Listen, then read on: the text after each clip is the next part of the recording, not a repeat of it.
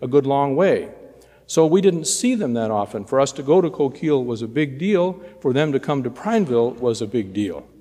And I can very well remember when my grandparents were going to come on, I think on Friday night, they were going to be there, and all week long, every day, I just was filled with joy at the very thought of their arrival. Every time I thought of it, I just filled with joy.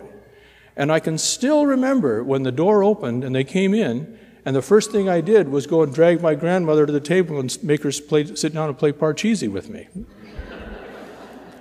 Well, I mention that detail just because it's pleasant to relate, even this 50 years later, which to say that joy really took root.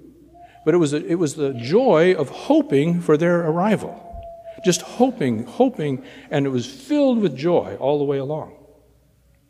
Or around that same time, maybe a year later, I remember putting my hope somewhere else and rejoicing in my hope for a new pair of black work boots. There was a particular style that I saw in the catalog at the store. They didn't have them there in my size. Black with just the right kind of heel to help with hauling hay, I thought.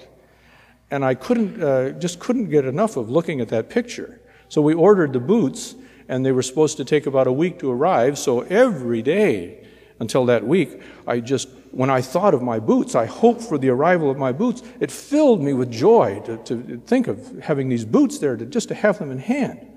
So a week went by, and I went to the store, and they said, well, they're not here. Oh, they're not here. Well, when will they be here? Well, maybe in 2 or 3 days. Oh, okay, great. So for the next 2 or 3 days, again, my hope is revved up and joyful every time I thought of it. And I went there in 2 or 3 days, and, well, they're not here. Oh, not here. When will they come? Well, maybe next week. Well, this process went on for at least a month.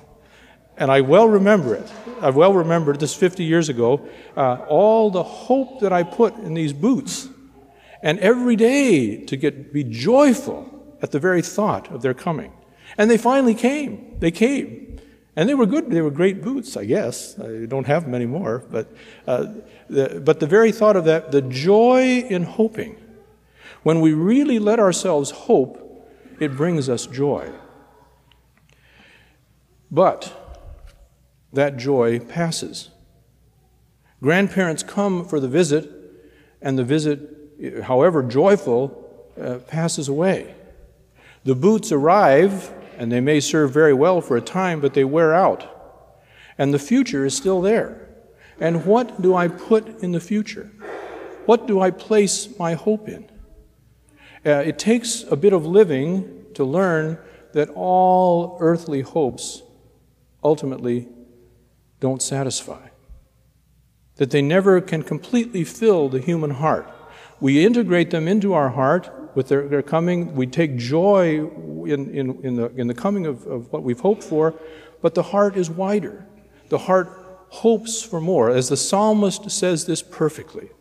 And now, Lord, what is there to wait for? All my hope is in you. All my hope is in you. And this is what we are called to, is to place our hope in God. And if you just think of the size of your heart and the size of God's heart, so to speak, you'll see that you can put your hope in Him and there'll be plenty of room left over.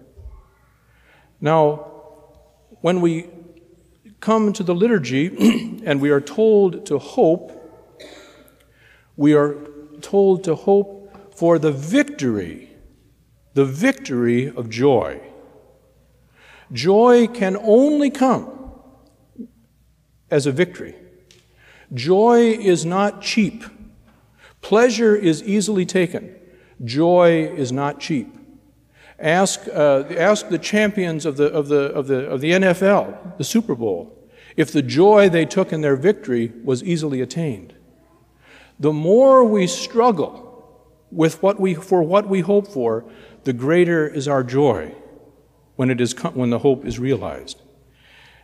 We have only, and what happens is that the hope in God comes true again and again. It doesn't fade away as earthly hopes do. It comes truer and truer. And the more we place our hope in God, the more we can do it again and live deeply in hope. Our Lord himself says that joy comes with struggle. And he gives us the perfect example for this Advent season. He says, when a woman is in labor, she has the pains of labor. But then when the child is born, she forgets about that for the joy of the child. What better example in this Advent season, as our attention will next week shift from John the Baptist to Mary as the central figure in this great drama, she who is pregnant with our hope in her very flesh.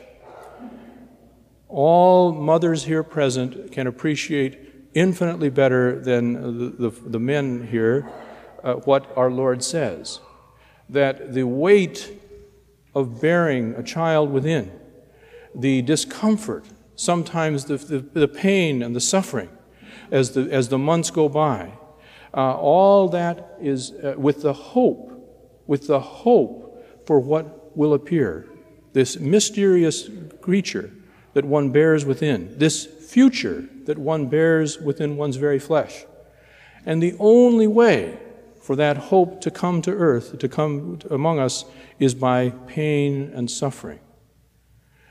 And then when the child is there, all is forgotten for the joy that fills the mother. This is something that as a man I will never be able to comprehend as a woman can. It's an interesting distinction. It's a very interesting distinction that somehow women, it seems to me, have access to joy in a way that men never can.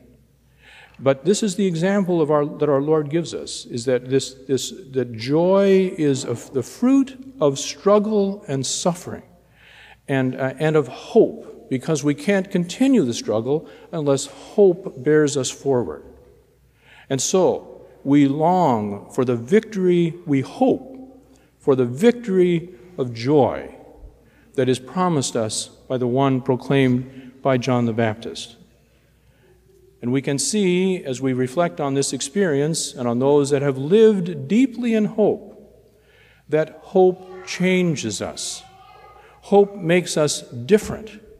If you think about it, and I invite you to think about it, hope, if you come to have new hope where you have not had hope before, imagine yourself converting to Christian faith from hopelessness, from not knowing a God who promises a future.